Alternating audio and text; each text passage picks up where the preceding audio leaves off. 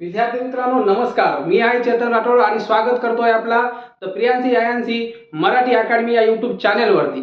तर मित्रांनो, आपल्याला टीईटी मी टीईटी पास होणारच ही बॅच लॉन्च करायची आहे। काही व्हिडिओ याचे रेकॉर्ड पण झालेले आहेत आणि मित्रांनो, ह्या बॅचचे वैशिष्ट्य असे आहेत की जीके जीएस मराठी व्याकरण व शब्दसंग्रहाचा विचार केला जाईल। या बॅच मध्ये जीके जीएस जे मागील आलेले प्रश्नपत्रिकामध्ये 2013 ते 2025 पर्यंत जे आतापर्यंत प्रश्न आले त्याच्या एकदम व्यवस्थित आणि सविस्तरपणे मी निरीक्षण करून आपल्या समोर मांडणार आहे। नंबर 2, मागील झालेल्या प्रश्नपत्रिकेचे विश्लेषण, चारही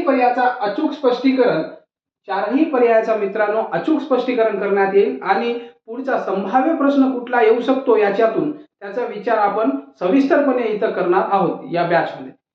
नंबर 3, दररोज नवीन व्हिडिओ, दररोज तुम्हाला 1 कधी 2 कधी 3 म्हणजे जसे जसे टीईटी पेपर जवळ येईल तसे तसे तुम्हाला व्हिडिओ वाढताना दिसेल आणि एकदम ते व्हिडिओ तुम्ही बघितला आणि पीडीएफ नोट्स वाचल्या तर तुम्हाला काहीच करण्याची गरज नाही। मित्रांनो बघा, टीईटी ही पहिले वर्षातून एकदा व्हायची, आता वर्षातून 2दा होते।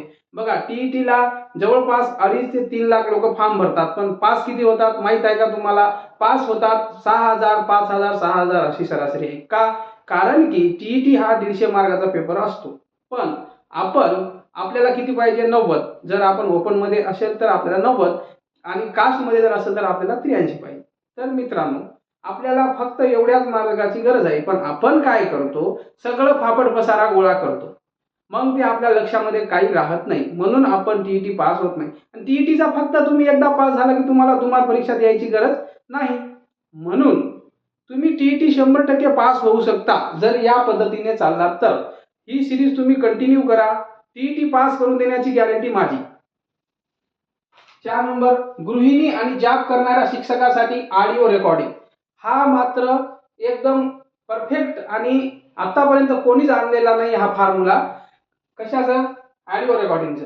ज्या शिक्षिका किंवा शिक्षिका होण्याच्या मार्गावर आहेत, महिला मंडळ ज्यांचे लग्न झालेले आहे, त्यांना बिलकुल वेळ भेटत नाही, त्यांच्यासाठी मी ऑडिओ क्लिप घेऊन, ऑडिओ क्लिप मध्ये काय काय राहणार आहे मित्रांनो ते मी तुम्हाला सांगतो। ऑडिओ क्लिप मध्ये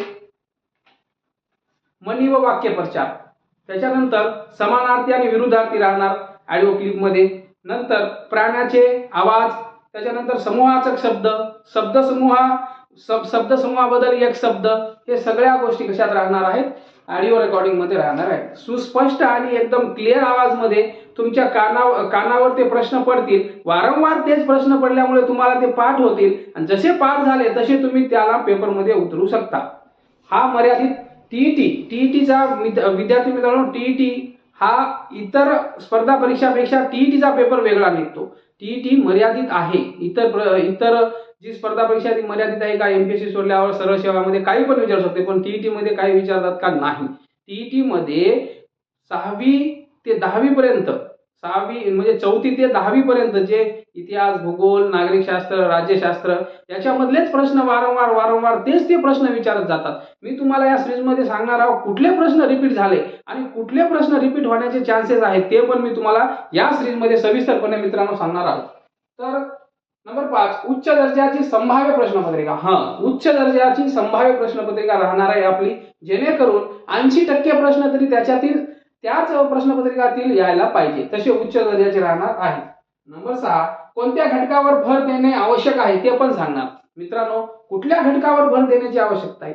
उदाहरणार्थ तुम्हाला एक घटक सांगतो मी, जे छत्रपती शिवाजी महाराजांचे अष्टमंडळ आहे याच्यावर तुम्ही मागील प्रश्नपत्रिका बघा, प्रत्येक प्रश्नपत्रिकामध्ये 1-2 प्रश्न विचारलेले आहे, म्हणजे आहे 100% विचारलेले आहेत आणि इथून पुढे पण विचारले जाऊ शकते, म्हणून ते करणं आपल्यासाठी गरजेचे आहे जर आपल्याला टीईटी पास व्हायचे असेल तर।